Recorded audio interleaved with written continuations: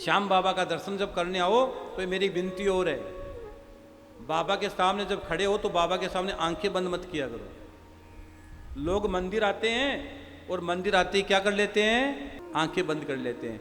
कभी भी भगवान के सामने आंखें बंद नहीं करनी चाहिए।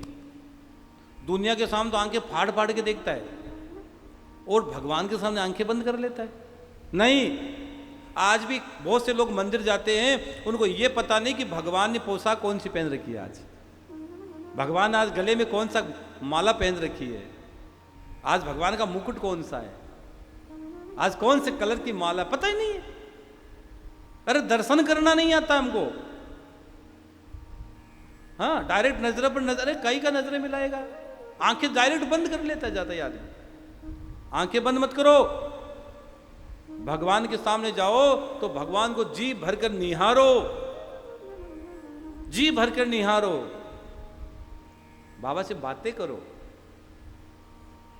जहां आंखें बंद करने का समय हो तो वहां तो आंखें बंद करते नहीं हो। हाँ, और जहां आंखें खोलने का समय वहां आंखें बंद कर लेते हो। यही तो स्थिति का प्रभाव है आपके जीवन में। और आओ भगवान को प्रणाम करो तो हाथ जोड़ के विनती है, प्रणाम सर रख कर करना, प्रणाम सर रख कर करना, भगवान के चरणों में रख देना। सर रखने का क्या मतलब होता है पता है? अगर आप माथा रखोगे भगवान के चरणों में तो आपके माथे की जो भी उल्टी रेखाएं हैं वो सुलटी हो जाती है।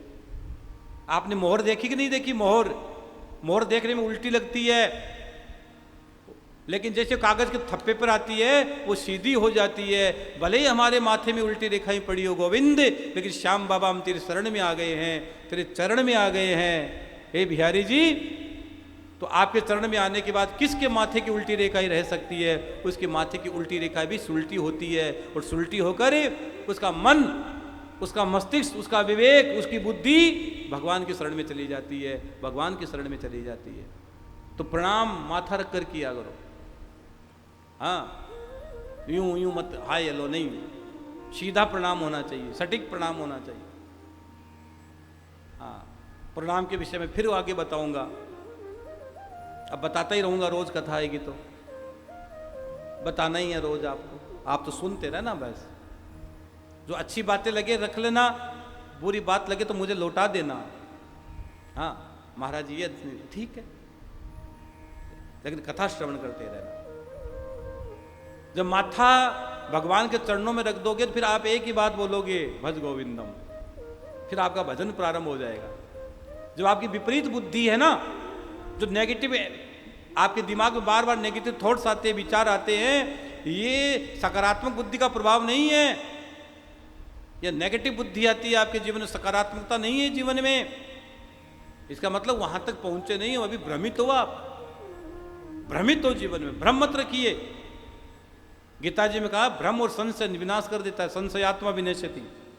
भ्रम मत पालिए, सीधे रहिए जीवन में, सटीक चलिए, एकदम सटीक चलिए।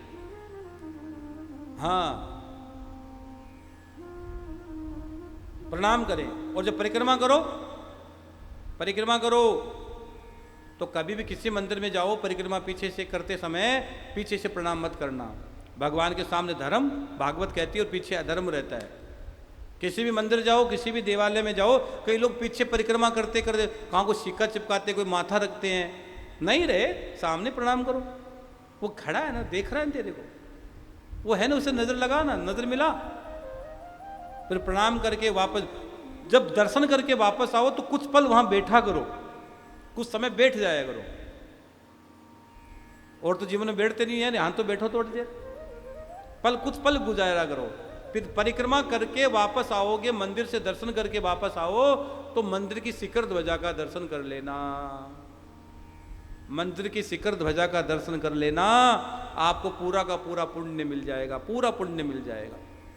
दर्शन में कोई चूक हो गई हो, सुन लो, अगर शिखर ध्वजा का दर्शन का महत्व बता रहा हूं, अगर दर्शन में कोई चूक भी हो गई हो,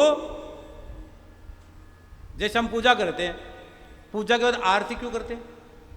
अगर पूजा में कोई चूक हो जाए तो भगवान की आरती से वो पूरी हो जाती है। ठाकुर की जब हम आरती करते हैं तो आरती के समय जब पूजा में जो चूक हो गई वो पूरी हो जाती है। आरती उतारते ठाकुर की हम जब, वो पूरा हो जाता है, आनंद हो जाता है। तो इसी तरह मेरा आपसे यही कहना है, मेरी विनती आपसे कि आप बाबा श्याम के दरबार में जब आओ, किसी मंदिर में जाओ तो शिखर ध्वजा का दर्शन करना।